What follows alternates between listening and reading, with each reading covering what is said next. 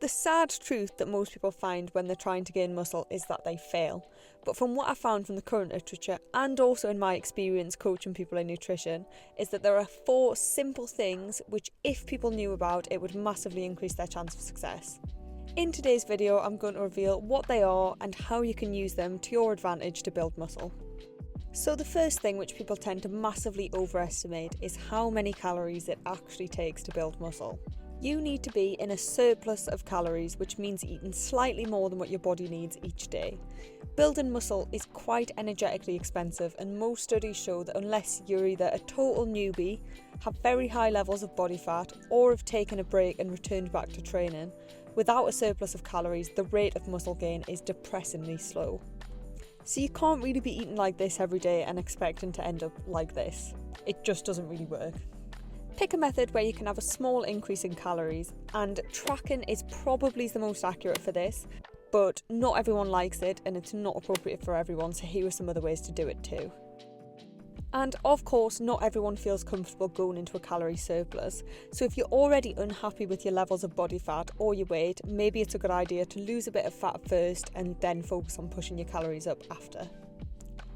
So you already know that you need a calorie surplus, but you need to make sure that these extra calories are actually going to be spent on muscle gain, and a big part of that is protein. So I'm going to break it up into 3 levels of importance when it comes to protein consumption.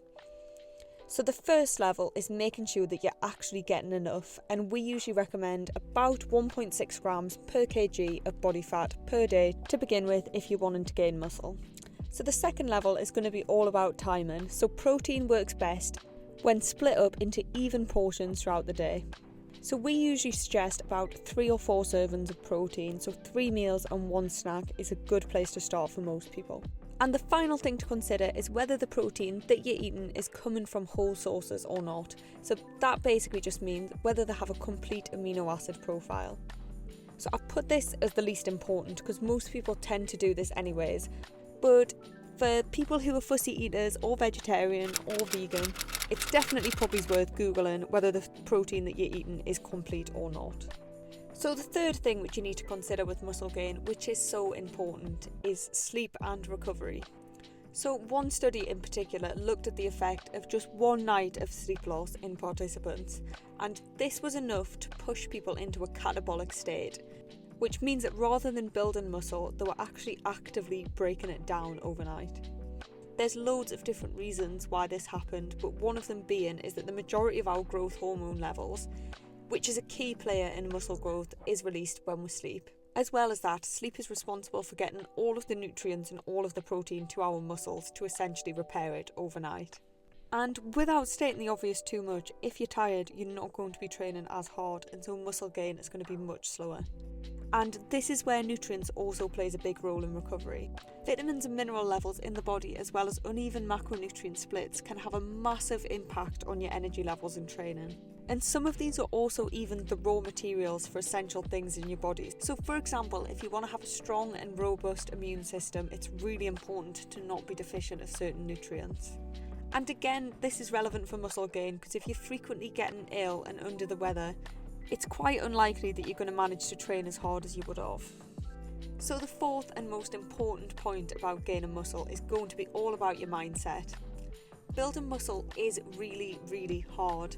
It takes so much time and requires getting everything right consistently for a long period of time. The average person gains a maximum of 1 to 2 pounds of muscle in a month, and 1 to 2 pounds is nothing.